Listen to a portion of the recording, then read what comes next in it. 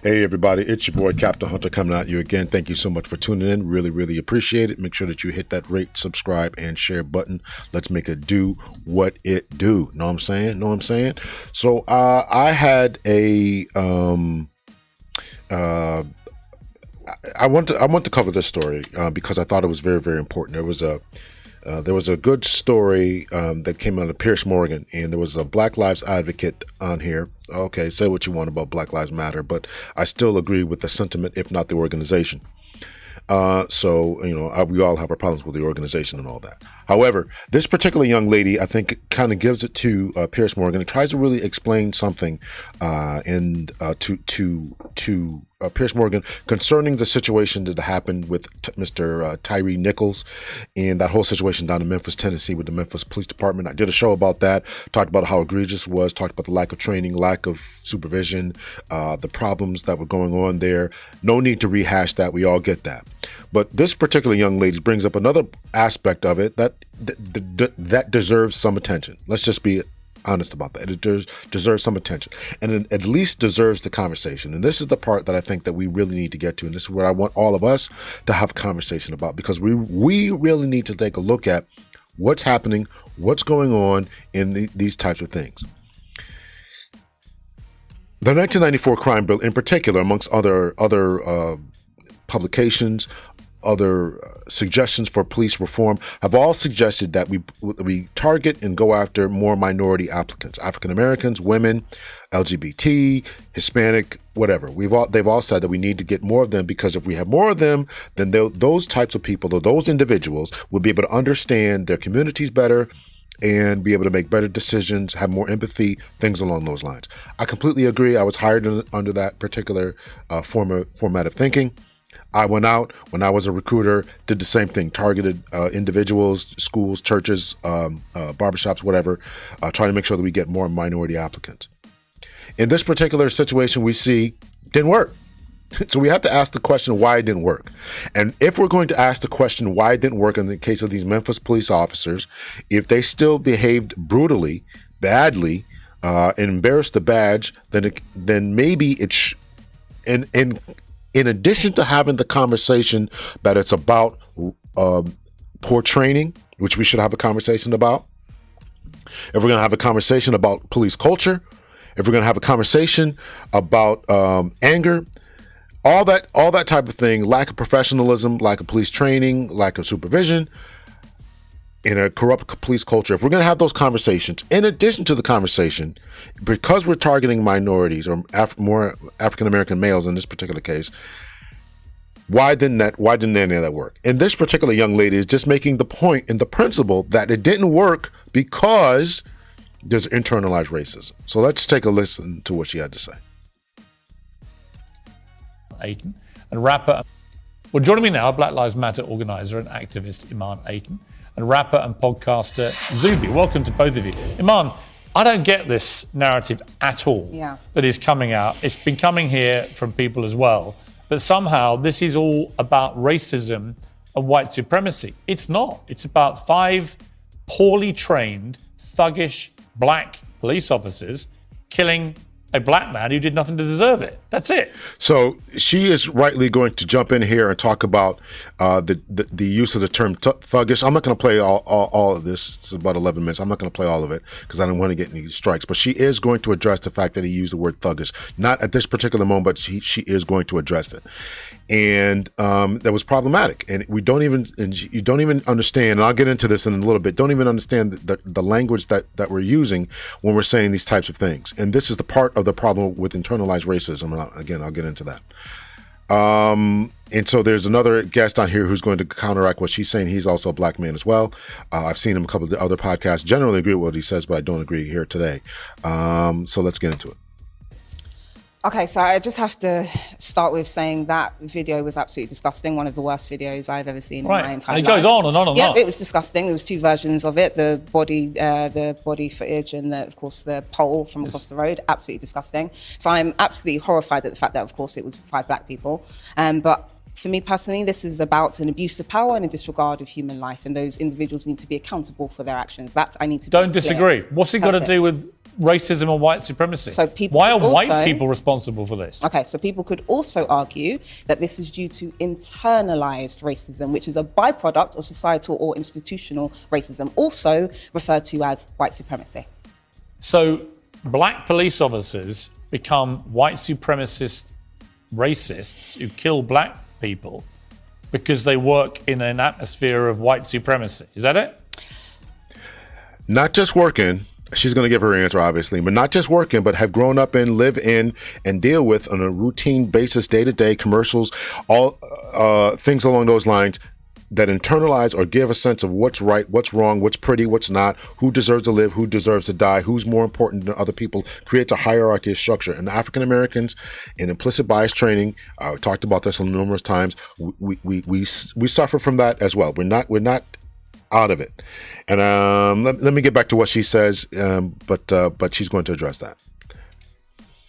I can explain it a little bit better. Okay, so anti-blackness is baked into society here and in the US, and black people are not impervious to that. And so what people fail to realize... So black people are anti-black? Yep, this exactly. So let me explain it. I know it's very confusing. So let me explain it, Piers. So what people fail to realize is that when black people have to contend with racism, they can end up internalizing it. And that can result in low self-esteem, self-loathing, and rejection of one's community. And when you combine those feelings, which as we know are also referred to as unconscious bias, when you have those feelings and they are compounded by hierarchy and power, it can lead to an individual abusing said power and projecting their self-hate onto another. And this is why, in my opinion, why we see black and white police officers killing more black people than we do white. Reason why is because of racism, which includes internalized racism, Piers. Right.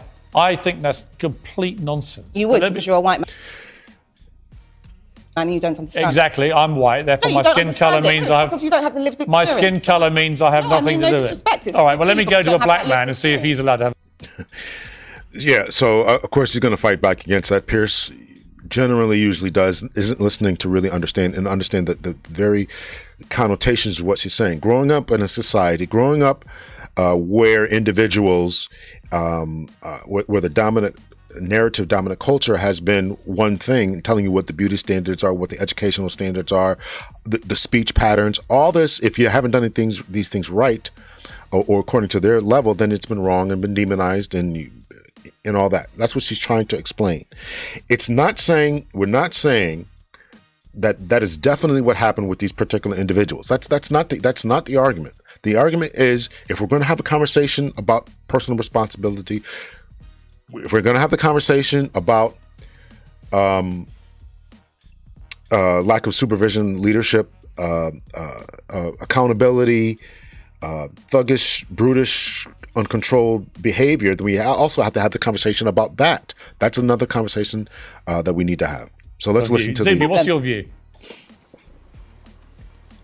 Okay, so I agree with the first half of everything that was said there. I agree that the video was disgusting. I agree that this is an issue of training, and I agree that this is an issue of the human heart.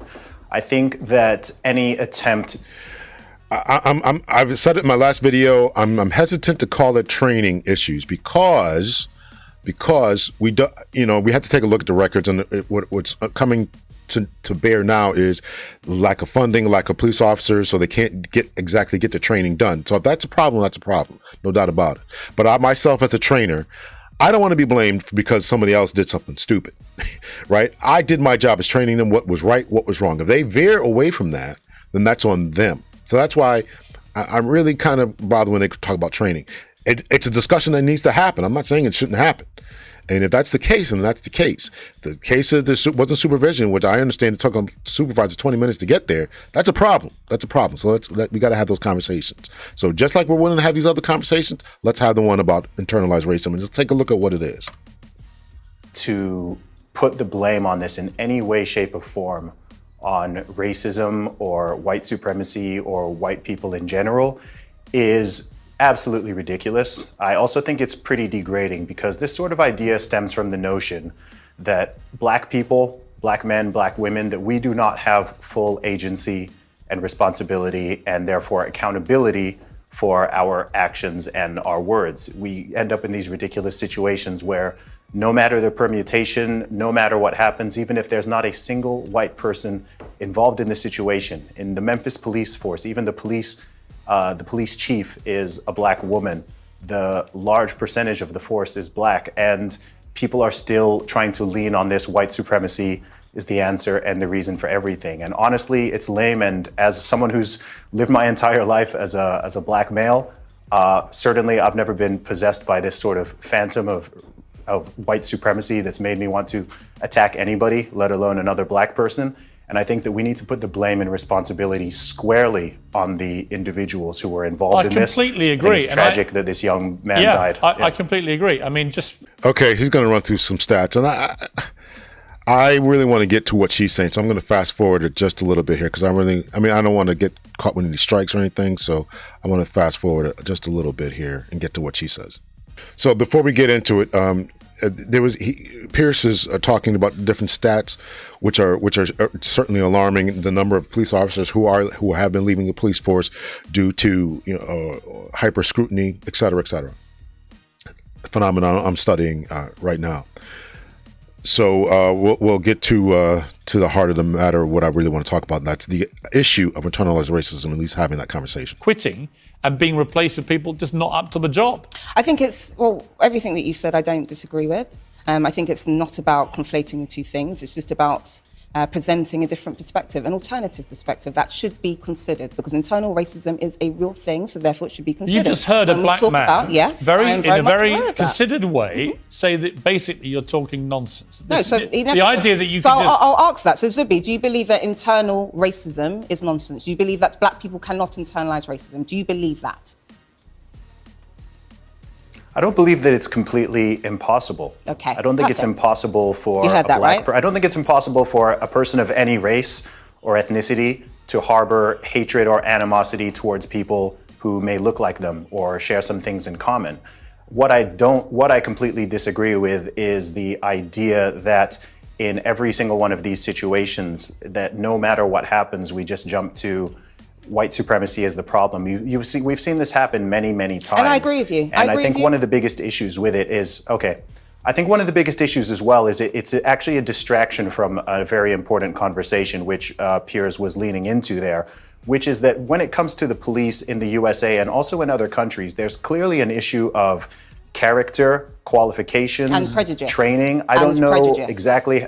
Yeah, and prejudice is the foundation for all forms of discrimination, including sexism, misogyny, racism, and the list goes on. So if you have not dealt with your prejudice within an institution, it will manifest in racism. That's a fact. That's a fact. You're talking over. That's a fact. I think I'm making a good point. But secondly, you're bringing in prejudice. I think this is... listen, you got to maintain composure. And when Pierce is saying you're talking over him, and she said, I'm going to keep talking over him. Come on. You're defeating your point. You're defeating your purpose, and you're making yourself look bad. Bring the facts, the data, statistics, make your point valid, and just move on. But racism, none of which had anything to do with this particular incident. What are you talking about? I just explained to you internal racism, which is based off of prejudice. It had nothing to do with why these and I said it should be considered. considered. I said it should be considered. Well, let Zubi finish the point it should be considered. It's worth the conversation you're making. Okay. Even following on from that point, I'd also say this is mind reading as well. So even trying to bring racism into this conversation, let's say these guys did not have guns and badges. Let's say this was just a group of random thugs, 5 black men beating up another black man. Even in that situation, even outside the police force, I've still seen situations where people try to blame this somehow on this specter of white supremacy. And as I've said, frankly, it's embarrassing. And as a black person, I have just as much agency and accountability. Okay. As I said, black people have full responsibility and accountability, just like it would be ridiculous to see a video of white people beating up a white man. There are videos out there of white police beating up white people. Well, I would also make the point. Have you seen loads of videos of well, I would also, look, if I could just, on that point, I would also make the point that if people genuinely believed it was racism, then given these scenes were as horrific as the George Floyd killing... Let me fast forward a little bit. I'm going to fast forward a little bit here. I agree with you in that. I've always said that I don't subscribe to any type of hypocrisy, right? So if white people are going to kill black people, we should be outraged. If black people kill black people, we should be outraged. So therefore, there are many things that Subi have said that I agree with. There are many things that you have said that I agree with. But what I'm also trying to say is that firstly, this is about abuse of power and a disregard of life. Those individuals should make sure that they are accountable for we can all agree on that. That is clear. But we also need to take into account that black people internalize racism and they can perpetuate that racism within institutions. That is a fact. Yeah, I'll tell you what is a Okay, so that is her point of view. I'm not going to play the rest of it because I want to talk about this idea of internalized racism, and it is a fact. Well, it's something that has been acknowledged by sociologists, psychologists, psychiatrists, those in the social in the academic world, that this is a real phenomenon. Right? I taught implicit bias. Right? We know that it happens. We know that it happens, and I'm anxious to see. I was looking for actually some literature to see the rates of black school principals, administrators. And I had heard this, and I'm still trying to find it. If I do find any articles about it, I certainly will put them up here, where they suspend sometimes students within the same range, or same range as white individuals or white administrators, and sometimes in excess of them. Is it demonstration of character, or the students extra unruly around black folks? I don't know. So I want to kind of dig into this just a little bit more and talk about what internalized racism is.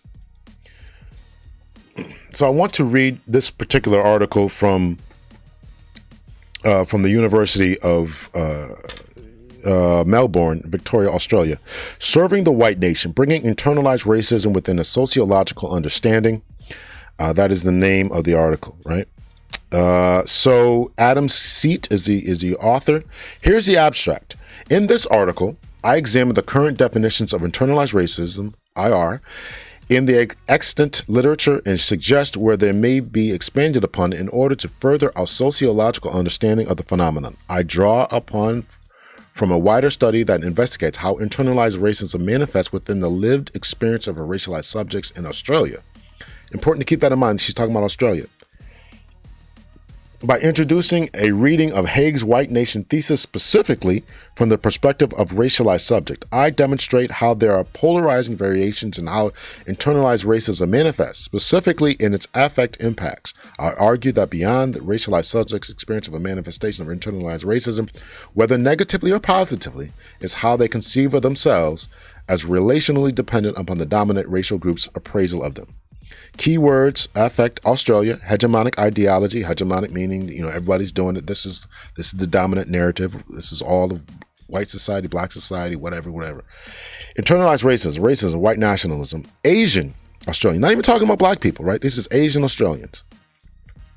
So I'm not going to read all of this, but it talks about contextualizing racism in contemporary society.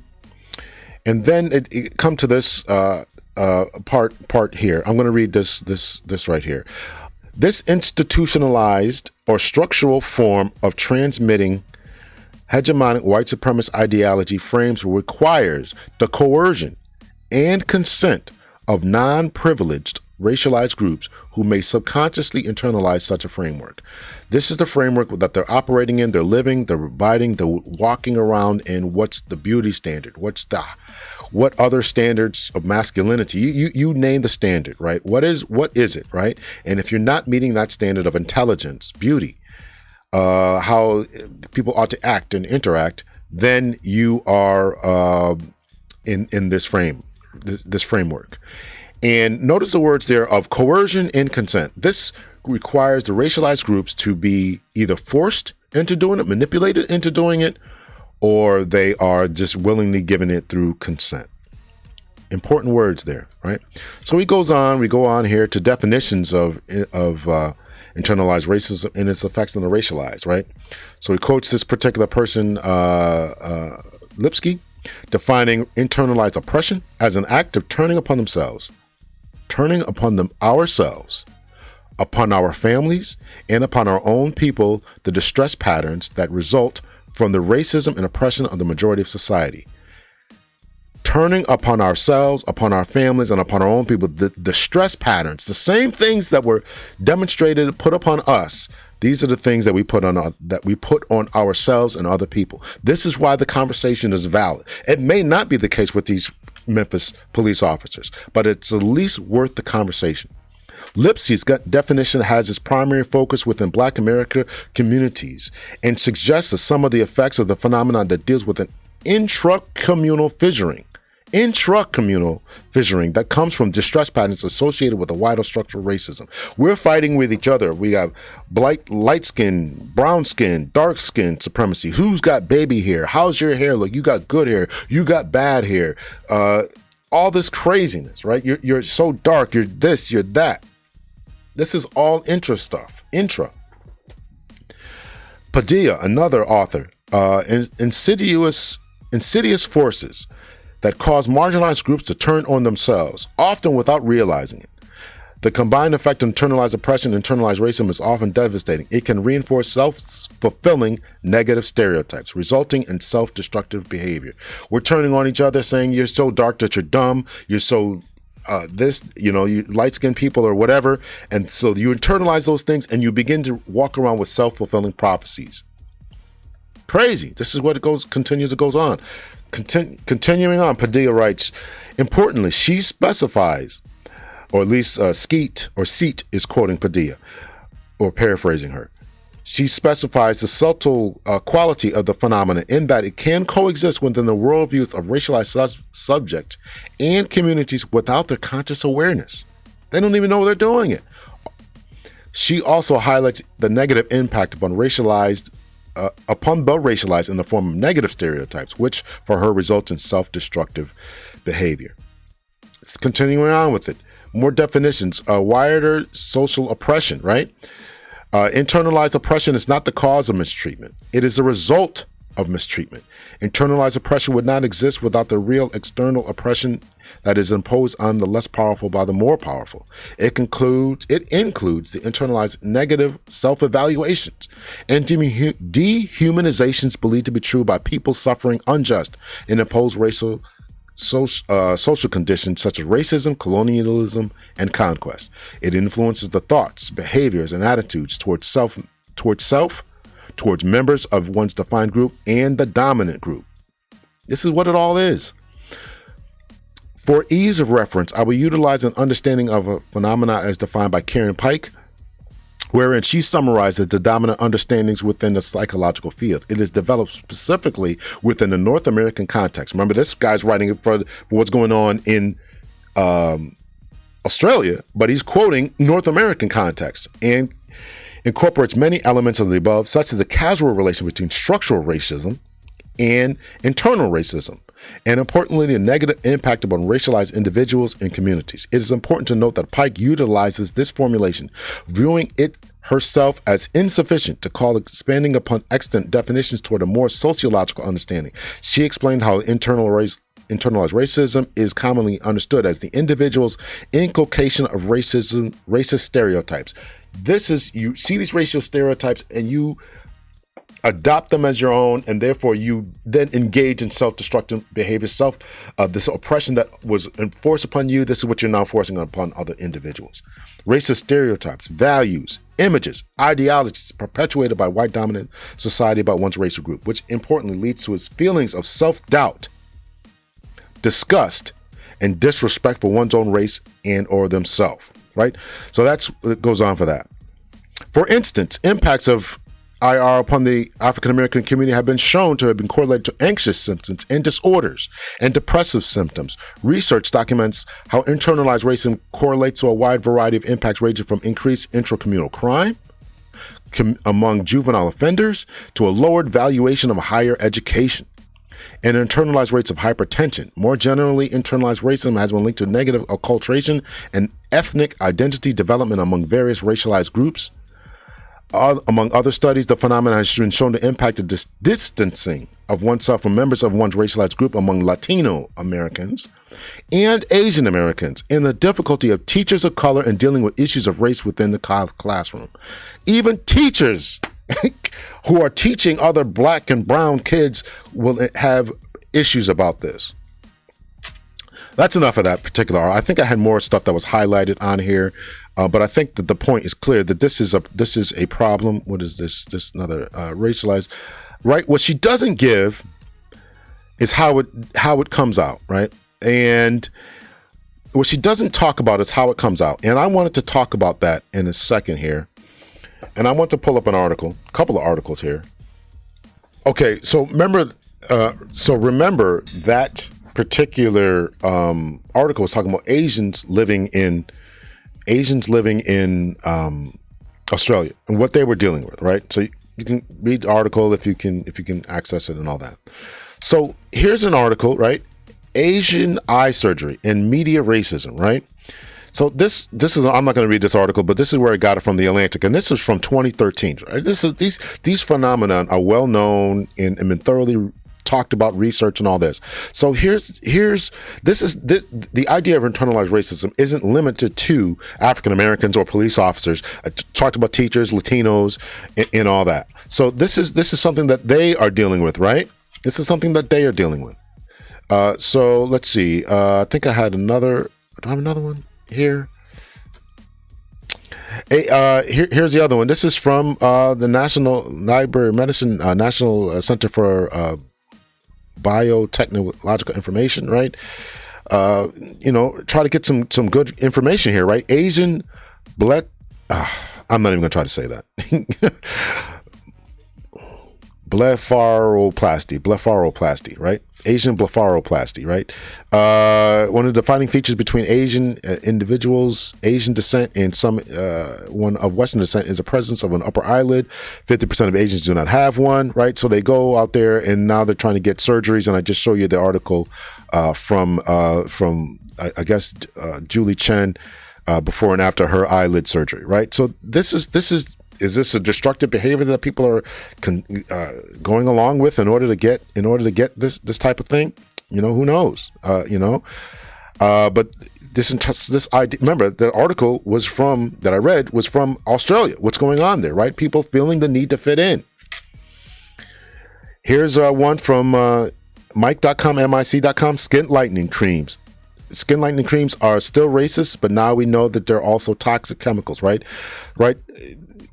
These things that cost billions of dollars. It's $1 billion industry, and it's aimed at different, obviously darker individuals, right? I've seen Indian people from India talking about skin lightening creams. I had on my podcast, I had someone from I believe she was not Eritrean. She was from Africa. Oh, geez, what's the other?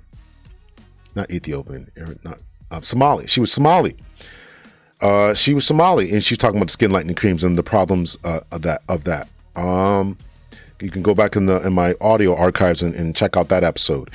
So I talked about this, right? And this is all comes back to how we see ourselves, right?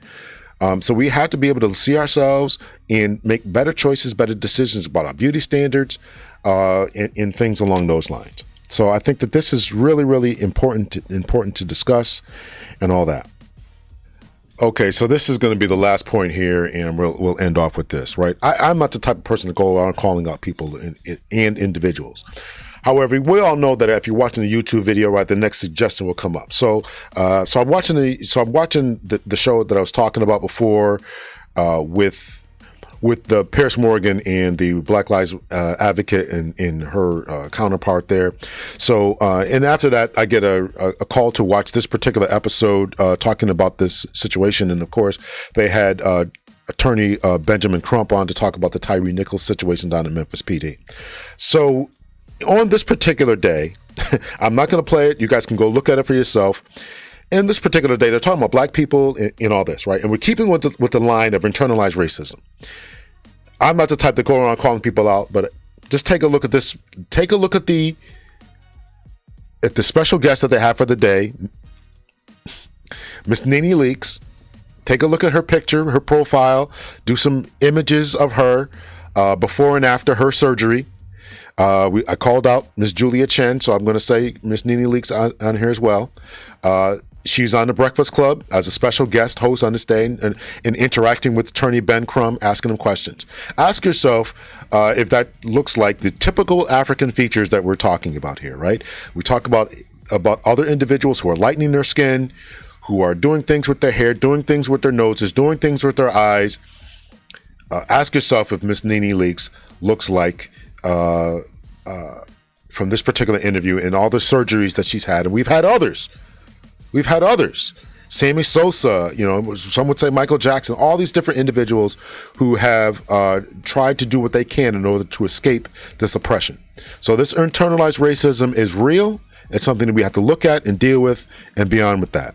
So I'm going to leave it off right there. Much love and peace, everyone.